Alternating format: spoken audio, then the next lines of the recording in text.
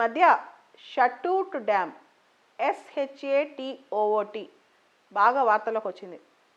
భారతదేశం ఆఫ్ఘనిస్తాన్ కాబూల్ సిటీలో ఈ షట్టూట్ డ్యామ్ నిర్మించబోతుందంట.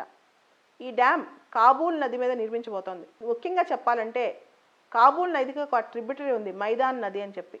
ఆ నది మీద భారతదేశం ఆఫ్ఘనిస్తాన్లో షట్టూట్ డ్యామ్ నిర్మించబోతోంది. భారతదేశానికి ఆఫ్ఘనిస్తాన్కి ఈ దిశగా ఒక ఒప్పందం కుదిరిందని చెప్పి మన విదేశీ వ్యవహారాల మంత్రిత్వ శాఖ వర్గాలు తెలియజేశాయి. అసలు ఈ డ్యామ్ ఉద్దేశం ఏంటి? ఈ షట్టూట్ డ్యామ్ ఎందుకు?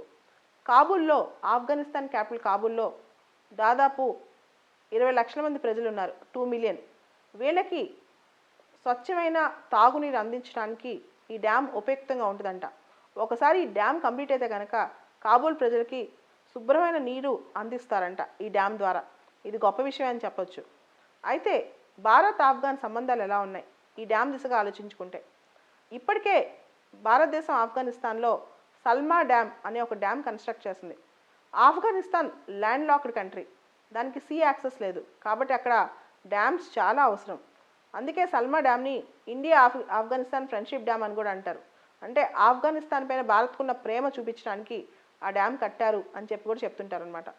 అందుకనే అమీర్ అమానుల్లా ఖాన్ అవార్డు కూడా మన ప్రైమ్ మినిస్టర్కి ఇచ్చారు. ఆఫ్ఘనిస్తాన్లో హయ్యెస్ట్ సివిలియన్ అవార్డు అనమాట, మోడీ గారికి వచ్చింది ఆఫ్ఘనిస్తాన్లో మనం చేస్తున్న కృషి కోసం. అయితే ఆఫ్ఘనిస్తాన్లో మౌలిక సదుపాయాలు, మౌలిక వసతులు పెంపొందించడానికి భారతదేశం తీవ్రంగానే కృషి చేస్తోంది. ఆఫ్ఘన్ పార్లమెంటరీ బిల్డింగ్ కట్టేటప్పుడు, ఎందుకంటే పార్లమెంట్ అనేది డెమోక్రసీకి గొప్ప చిహ్నం కాబట్టి, ఆఫ్ఘన్ పార్లమెంటరీ భవనం కట్టేటప్పుడు ఓలేసి జిర్గా, మెస్రానో జిర్గా, భారతదేశం ఈ జిర్గాలకి చాలా సహాయం చేసింది. దాంతోపాటు ఆఫ్ఘనిస్తాన్లో రోడ్లు సరిగ్గా లేవు కాబట్టి మన బార్డర్ రోడ్స్ ఆర్గనైజేషన్ వాళ్ళు వర్క్ చేశారు కూడా. అయితే ఆఫ్ఘనిస్తాన్లో దెలాంగ్ జలారం రోడ్ అనే ఒక పెద్ద రోడ్ని కూడా భారతదేశం కన్స్ట్రక్ట్ చేసి పెట్టింది. దాంతోపాటు స్కూల్స్, కాలేజీలు, లైబ్రరీలు కూడా కన్స్ట్రక్ట్ చేసింది. ఉదాహరణకి హబీబియా గర్ల్స్ స్కూల్. గత సంవత్సరం ట్రంప్ గారు భారతదేశం మీద ఒక విమర్శ చేశారు. ఆఫ్ఘనిస్తాన్లో భారతదేశం కేవలం లైబ్రరీలు కట్టి చాలా చేసేసని అనుకుంటుంది, భారతదేశం చేయాల్సింది చాలా ఉందని. కానీ భారతదేశం ఆఫ్ఘన్కి చాలానే చేసింది. జనరల్గా చుట్టుపక్కల దేశాలకి ఎక్కువగా రుణాలు ఇచ్చే అలవాటు భారతదేశానికి లేదు. చైనాకు ఉంది కానీ భారతదేశానికి అంత లేదు, ఎందుకంటే చైనాకు ఆర్థిక స్తోమత చాలా ఎక్కువ. కానీ ఆఫ్ఘనిస్తాన్ విషయంలో మాత్రం భారతదేశం ఒక మినహాయింపు ఇచ్చింది.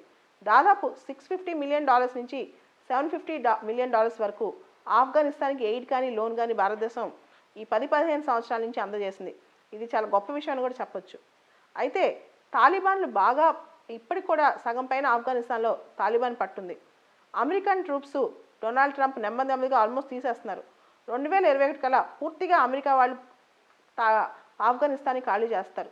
సో ఈ అమెరికా కుదిర్చిన పీస్ డీల్, ఈ మధ్య కుదిర్చిన పీస్ డీల్ ఖచ్చితంగా సక్సెస్ అవుతుందని చెప్పలేము. ఎందుకంటే తాలిబాన్లో చాలా వర్గాలు ఉన్నాయి. ఒకవేళ సక్సెస్ అయినా తాలిబాన్ ఇంకా పవర్ఫుల్ అయ్యే అవకాశం ఉంది. తాలిబాన్ పవర్ఫుల్ అయితే ఆ చుట్టుపక్కల ఉన్న టెర్రరిస్ట్ గ్రూపులతో తాలిబాన్ లింక్స్ కూడా పెరిగిపోతాయి. ఆ చుట్టుపక్కల ఉన్న టెర్రరిస్ట్ గ్రూప్స్ కూడా కొత్త ఊతం వస్తుంది. ముఖ్యంగా తాలిబాన్కి పాకిస్తాన్లో ఉన్న తీవ్రవాద గ్రూప్స్కి చాలా సంబంధాలు ఉండటంతో భారతదేశ భద్రతకే ముప్పు వాటిల్లే అవకాశం ఉందన్నమాట. దీంతో భారతదేశం ఏం నమ్ముతుంది? శాంతియుతంగా ఆఫ్ఘనిస్తాన్ ద్వారా, ఆఫ్ఘనిస్తాన్ చేత, ఆఫ్ఘన్ గవర్నమెంట్, ఆఫ్ఘన్ యొక్క సమ్మతితో ఒక శాంతి ఒప్పందం కుదరాలే కానీ ఇతర పెద్ద పవర్స్ వచ్చి చైనానో, రష్యానో, అమెరికానో వచ్చి అక్కడ తీర్పు తీర్చాల్సిన అవసరం లేదు అని భారతదేశం గట్టిగా నమ్ముతుంది. కానీ తాలిబాన్లు లేని ఆఫ్ఘనిస్తాన్ మనం ఊహించగలమా? అటువంటి అంటే డెమోక్రటిక్ ఆఫ్ఘనిస్తాన్ అనేది మనకు వస్తుందా అనేది పెద్ద విషయం. భారతదేశం, ఆఫ్ఘనిస్తాన్ ఈ రెండు కూడా సార్క్లో మంచి సభ్యులుగా ఉన్నాయి, కలిసిమెలిసి ఉన్నాయి. అదేవిధంగా తుర్కమిస్తాన్, ఆఫ్ఘనిస్తాన్, పాకిస్తాన్, ఇండియా అనే గ్యాస్ పైప్ లైన్ గురించి కూడా ఇండియా ఆలోచించింది. కానీ పాకిస్తాన్ అబ్జెక్షన్తో ఇండియా ఆపేయాల్సి వచ్చింది. సో ఆఫ్ఘనిస్తాన్తో బోల్డ్ అని కనెక్షన్స్ ఉన్నాయి. ఎందుకు? రవీంద్రనాథ్ ఠాగూర్ కాబూలీ వాలా అని చెప్పి షార్ట్ స్టోరీ కూడా రాశారు. మనం ఆఫ్ఘనిస్తాన్ నుంచి ఎక్కువ ఏం కొనుక్కుంటాం? ఎక్కువగా మనం డేట్స్, డ్రై ఫ్రూట్స్ కొనుక్కుంటుంటాం. సో ఆఫ్ఘనిస్తాన్ నుంచి కాబూలీ వాలాస్ అప్పుడు వచ్చేవాళ్ళు. ఇది కూడా స్టోరీస్ ఉండే అనమాట. సో ఇవన్నీ కథల్లో మనకి గుర్తుపెట్టుకోవాల్సిన ఇంకో వ్యక్తి ఉన్నారు, ఖాన్ అబ్దుల్ గఫార్ ఖాన్. ఆయన్ని ఫ్రాంటియర్ గాంధీ అని కూడా అంటాం. అప్పట్లో ఆయన ఈ ఆఫ్ఘనిస్తాన్ ఈ ప్రాంతానికి చెందిన వాళ్ళు అనమాట. సో ఇంత అద్భుతమైన సంబంధాలు ఉన్న ఆఫ్ఘనిస్తాన్ మనకి ఈ రోజున మనకి సివిలైజేషనల్ టైస్ ఉన్నాయి, కల్చరల్ టైస్ ఉన్నాయి. కానీ ముందు కోల్డ్ వార్ టైంలో రష్యా దాన్ని పప్పెట్లా దాని చేతిలో ఉంచుకోవడం, రష్యన్ చేతిలో. అదే టైంలో అమెరికా వచ్చి రష్యా ప్రాబల్యం ఆఫ్ఘనిస్తాన్లో తగ్గించడం కోసం అమెరికా పెత్తనం చేయడం, చివరికి ఆఫ్ఘనిస్తాన్ చిత్తడి చేసి ఇప్పుడు ప్రపంచ భూభాగంలో స్ట్రాటజిక్గా అంటే వ్యూహాత్మకంగా మధ్యలో ఉన్న ఆఫ్ఘనిస్తాన్ను ఎవరు కాపాడుతారు అనే ప్రశ్న అందరి మధ్యలో మొదలవుతుంది. దానికి ఒకటే solution, development of Afghanistan. Afghanistan అభివృద్ధి చేస్తే ఆటోమేటిక్గా ప్రజలు అభివృద్ధి అవుతారు, ఆటోమేటిక్గా డెమోక్రసీ వస్తుంది. అప్పుడే ఆఫ్ఘనిస్తాన్ని మనం అద్భుతమైన దేశంగా చూడగలం. అలాంటి రోజు రావాలని కోరుకుందాం.